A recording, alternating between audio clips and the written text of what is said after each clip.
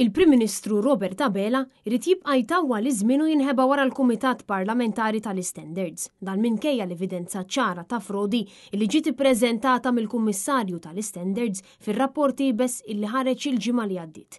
Meta mistoqsi minn Net News dwar l-iskandlu ta' Amanda Muscat, dik li kienet il-ħabiba tal-Ministru Clayton Bartolo, issa il-mara tiegħu, il-Prim Ministru kompla jiddefendi kemm lilu imma anke lill-Ministru għal-Għawdex Clint Camilleri. Il-Ministri Camilleri u Ministri Bartolo Nżommu għamemmek. ħadd deċiżjoni tajjeb illi ngħid ukoll li r-rapport illi semmejt inti jelenka b'mod ċar illi s-Sinjura Muscat ħadmet is-sigħat kollha tax-xogħol. L-inkisret l-etika però. Permettili, jiġifieri illi l-impressjoni li qiegħda tipprova tingħata illi dan kien każ ta' xi phantom job u ta' xi ħadd illi ma kienx qed imur fuq il-post tax-xogħol tiegħu hija waħda falsa wkoll għax ir-rapport jgħid mod ċar. Fuq il-post tax-xogħol ma kienx qed imur għaliex inti stess ammettejt illi din kienet taħt il-Ministeru ta' Għawdex imma ħadmet mat il-Ministeru ta' Turiżmu. Għaliex għandek tkun taf. Ma kienx qed imur għall-Ministeru ta' Għawdex. Għaliex għandek tkun taf illi hemm gvern wieħed. Robert Abela wera biċ-ċar illi se jkompli jinħeba wara l-Kumitat tal-Standards minkejja li fuqu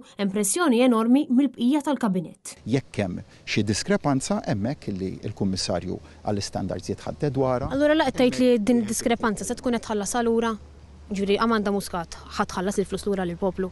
Propju għalhekk issemm il-proċess quddiem il-Kummissarju, anzi quddiem il-Kumitat għal ħarsien tal-istandards fil-ħajja pubblika. Bil-Prim Ministru jibqa' jkaxkar saqajhu jinsisti illi jrid jistenna d-diskussjoni fil-Kumitat Parlamentari. Tista' tkun hemm twiddiba, tista' tkun hemm ċanfira, il-Kumitat jista' jikkunsidra illi jordna r-rifużjoni ta' parti mill-abda huma kollha is-sanzjonijiet li joħorġu mill-liġi u allura naturalment wieħed irid jistenna sa dak l-istadju. Intant Net News staqsa wkoll il diversi deputati Laburista dwar dan l-aħħar skandlu ta' serq minn flus il-poplu fejn kollha deru skomdi immens.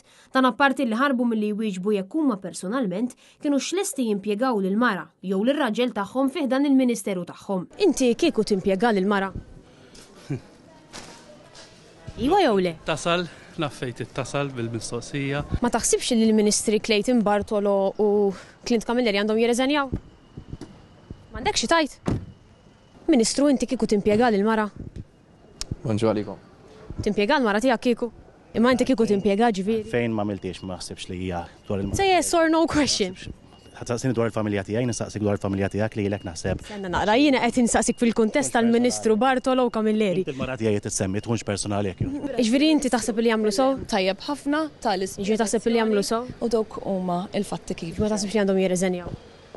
Ir-rapport tal-Kummissarju għall-Standards ikkonkluda b'mod ċar illi l-Ministru Clayton Bartolo u Clint Camilleri kisru l-kodiċi tal-etika għall-Ministri meta impjegaw lil Amanda Muscat, dik illi dak iż-żmien kienet il-ħabiba tal-Ministru Clayton Bartolo.